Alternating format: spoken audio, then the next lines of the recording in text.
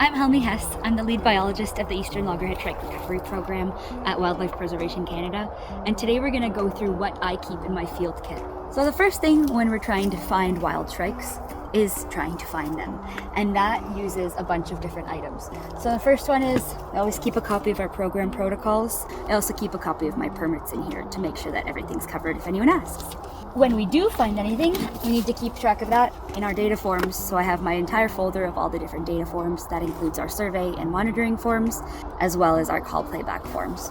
Speaking of call playback, we do need to keep a call playback unit with us so that we're able to do that. And that it gets connected to an MP3 player or your phone that has all of the different sounds that shrikes make so that we can use that to call the shrikes towards us. While we're out in the field, of course the shrikes could be far away, so we have to keep our binoculars and our scope handy. The scope is really useful for when a bird is sitting still and it might have color bands on it, so then we can identify it from afar. If we do find a bird, we look for its nest, and then we'll set up a nest camera nearby. We always want to keep track of where everything was seen, so we keep a GPS with us, and then we want to stay safe in the field. So we carry our bear spray and our first aid kit everywhere we go. Even if you think you don't need it, that might be exactly the time you do, so it's best to carry it with you at all times. This is an important item as well. We always want to identify ourselves. So we put especially if we're roadside and near any cars, we put a high-vis vest with what we're doing on the back. And you'll notice from the beginning of the video that I also had a WPC magnet on the side of my car, as well as identifying who I am at all times, just so that everybody knows that I'm supposed to be there. All other notes go in our field book, so this is basically where we keep all of our shorthand. So our field book and a pencil is always in my pocket. So once we've got a bird in hand, now it needs to get fully processed. So the majority of what I have laid out here is all of the banding equipment. The bird needs to get weighed. Usually a shrike will be around 50 grams. It's also important to measure the size of its leg. We do that in two different ways, with a caliper or with a leg gauge. Shrikes will be one of three sizes, either 1A, 1D, or 2, and based on that they get a different size of band. So that means we have to carry all three of those sizes of bands with us as well. So we have our 1A bands, which are the smallest, our 1D, which is the most usual, and our size 2 that are the biggest. We need our color bands in all of those, as well as our stainless steel bands that have actually very small individualized numbers on them. Hopefully we can get a view of that for you, but they'll have specific numbers that are different for each bird on them, so that whenever we catch it again, we can identify it down to the individual level.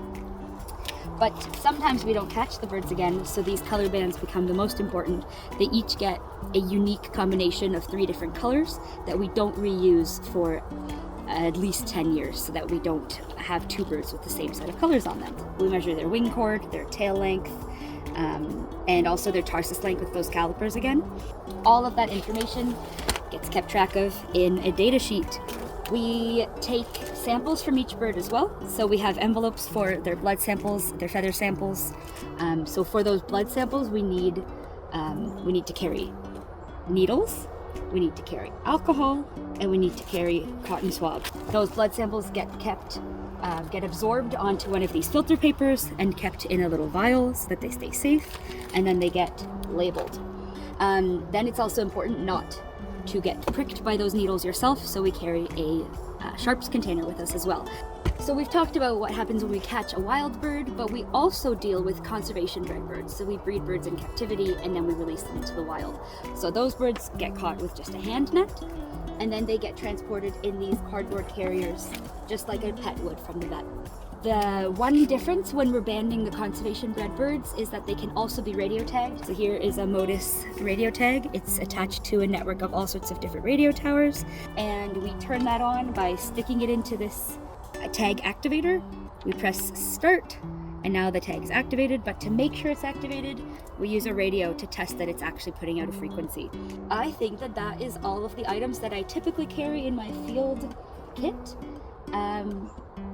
This is even multiple field kits, so this is more than just what I take every day into the field. This is looking at all of the different aspects, but hopefully that gave you a bit of insight into the program. Have a good day.